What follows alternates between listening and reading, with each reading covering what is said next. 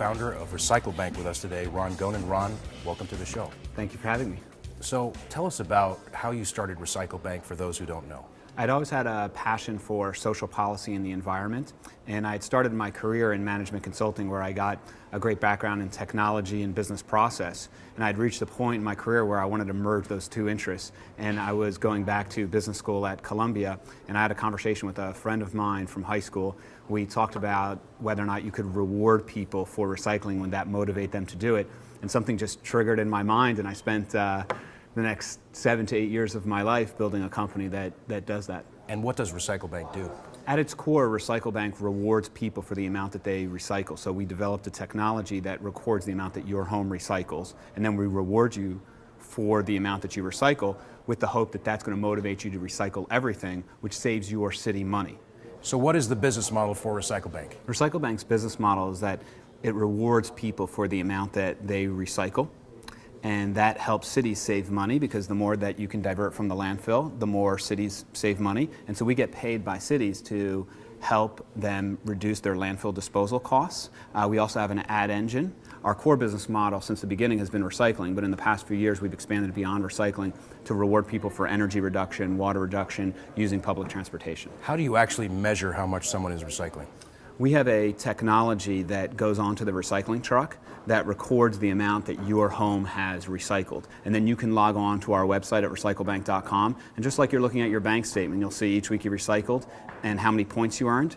And you can use those points to shop at local and national businesses. Historically, what kind of impact have you guys made on the recycling industry? The impact has been significant for a few reasons. The first reason is that recycling rates are very low in the United States, and so the opportunity for a major impact is significant. The other reason why we've had a major impact is when people can actually see that you're tracking their behavior, they're more conscientious about what it is that they're doing. How did you get the company off the ground without initially raising from professional investors? I had a successful career in management consulting prior to going to business school and creating my company, and so I had some savings. I depleted all of that, and then I was fortunate to get a small seed investment from Columbia University in a recycling company in Philadelphia, so that was helpful.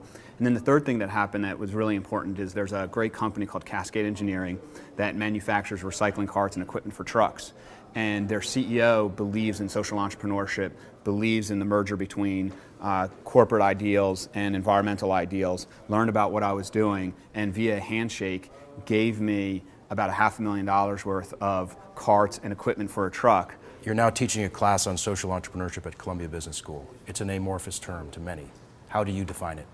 I think there's a number of levels to social entrepreneurship. So at the first level, if you start a business and you employ people, you're providing a social benefit. And then it builds on from there in terms of how are you treating those people? Are they vested in what you are trying to accomplish as an entrepreneur and a business person? Who are you buying from? And at the top level, it involves being a triple bottom line business, which means your profit, your social interaction with the community, and your interaction with the environment are all intertwined, and you can't really pull them apart. It's all one. So why is social entrepreneurship still sort of a stepchild when people in the media and everywhere else you see it? Why is that? There's something that happened in American culture over the last 40 or 50 years where people thought that greed was good and you needed to be out for yourself and companies should only be focused on the specific bottom line. The point is, ladies and gentlemen, that greed, for lack of a better word, is good. Greed is right. Greed works. And I think what people are realizing now is that actually is not good business. And during that same period of time, there's been a lot of companies that operated completely differently. And people looked at them and said, oh, you can't be successful that way. But now people are recognizing that they were successful and they were successful over long terms. What are some of the other companies that are social entrepreneurship companies that people ought to know about? Method Cleaning Products, Seventh Generation, Revolution Foods, Happy Baby. There's a lot of companies out there that are doing well by doing good. After 6 years of running this company, you transitioned, you're on the board. What was that transition like?